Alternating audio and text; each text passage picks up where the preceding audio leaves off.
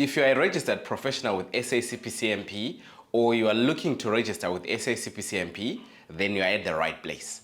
My name is KG. I'm from CPD Management and Consulting Services, and for over a decade now, I've been assisting professionals to either register with SACPCMP or maintain their professional registration. In our previous video, we looked into the old CPD policy versus the new CPD policy, and specifically on the changes that have been implemented and the requirements that have been outlined.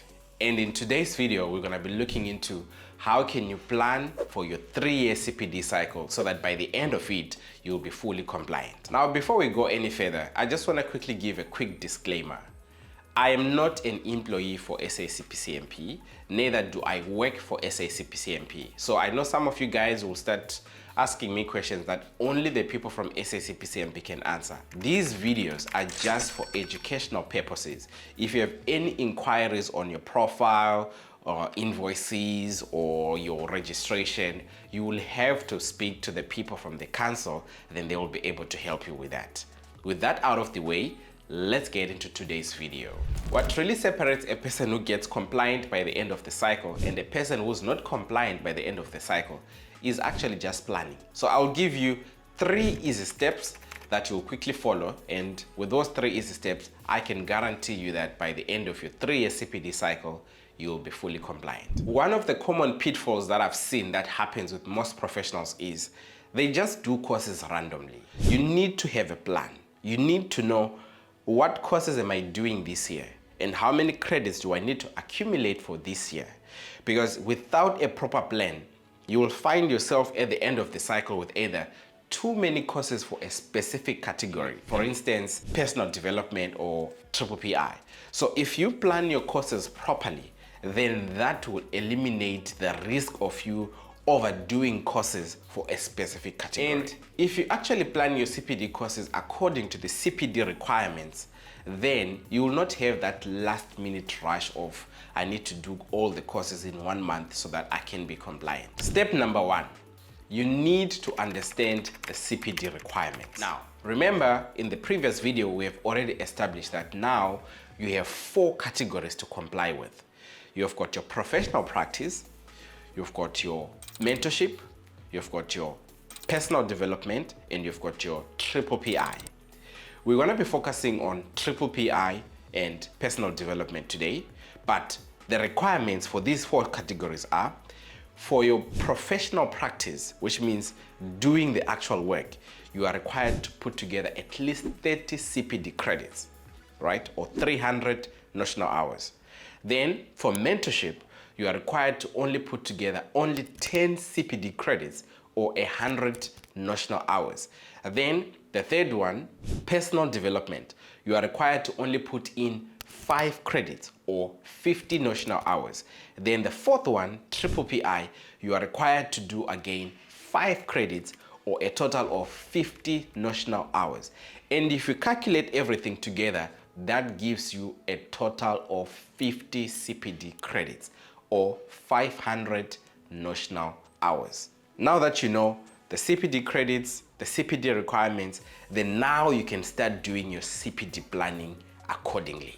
That's actually not a lot to manage. It becomes very easy if you actually plan it. So what do you now do in step number 2? You now break it into the years. So now you have your year 1, year 2, year 3. And ideally, you want to try to make sure that by the time you get to year 3, you have already covered quite a lot of your credits, and you're now just left with just a few so that you know that you're good to go. Year 1, for your PPI and your personal development, you must make sure that you at least get 2 credits each for your personal development and your PPI. If you just do that, you are good to go. Year 2, you also need to make sure that you get 2 credits for your PPI and 2 credits for your personal development. Alternatively, you can say year 1, I can get 4 credits for my personal development. Then year 2, I get another 4 credits for my PPI. Then you are now left with the final year. The final year, you're now just checking, okay, where do I have any gaps? And you go accumulate that 1 credit for either of the categories that we have already mentioned. If you actually do it this way, it will avoid you having a lot of pressure by the end of your 3-year CPD cycle. I know the question that you're already asking yourself, KG, what if I'm already behind? And actually, that's a valid question. You now need to jump on a fast track wagon, which means that you need to make sure that you get your CPDs before your cycle ends. And remember, it's not about just getting your CPDs. You still need to do the actual courses. You need to upload to your portal, and you need to make sure that they approve whatever that you have uploaded, because remember, it's still a process. And by the time all of that process is completed, who knows, we're already 3 months in. If that's actually your situation, some of our packages can actually help you. Step number 3, choosing the right CPD activities. This is where all your planning gets to be implemented. You have done your breakdown. You now know what CPD credits do I need to do. Now you need to choose the courses that you're gonna do according to your CPD audit. You look into the service providers that are offering new courses, and you now say, okay, what courses do I have to do here, all right? Then you say, maybe I'm gonna do my construction contracts, which will give me maybe 2.4 credits for my PPI. I'll do my legal liability for 2 days. That will give me maybe 1.6 credits for my PPI. I'll do wastewater treatment. That will give me maybe 1.8 credits for my PPI.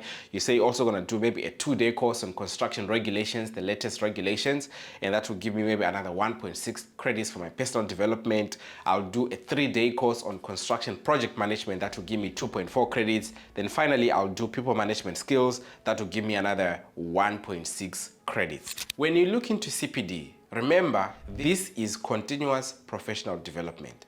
The reason why they set it up this way is because they want you to be continuously developing yourself. So maybe what you can also do, you can do your gap analysis and say, okay, maybe based on the project that I'm currently doing, I need more skills on contracts, or I need more skills on the latest regulations that have been implemented, or I need more skills on this. Whatever topic that you choose, you now make sure that you take that topic and you align it to the CPDs that you need to do for your 3-year cycle. Now, after that, you now go to your service providers and you start looking. I'm looking for a service provider that offers a course on construction contracts that covers specifically GCC 2025. Which service provider is accredited? At the end of this course, I need to make sure that I get CPD credits. I will not recommend you doing courses that are not validated, which then means that whenever you are about to do a course, you need to make sure that you get the validation number. Or you can even just ask for the validation certificate of the course so that you can be sure that this course that you're doing, this course that you're spending money on, is truly validated. If you look at your CPD cycle as 3 years, it will actually be a lot to manage. But if you look at it as year 1, year 2, year 3, it actually becomes very easy for you to manage, because you now know that I just need to make sure that I'm hitting my milestones per year.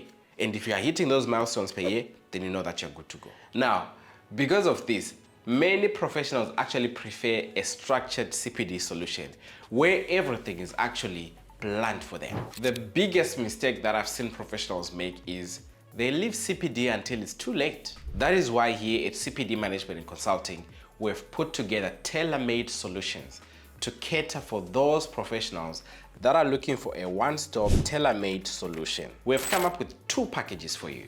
One is our executive package. This is specifically for those people who are busy, who are looking for one package that gives them 5 credits in your PPI and 5 credits in your personal development. Secondly, we've got our CPD Smart Pack. That one is designed specifically for people who already have some credits and they just need to top up the remaining balance in certain categories. So let's say, for instance, you already have 1 in PPI and 2 in personal development.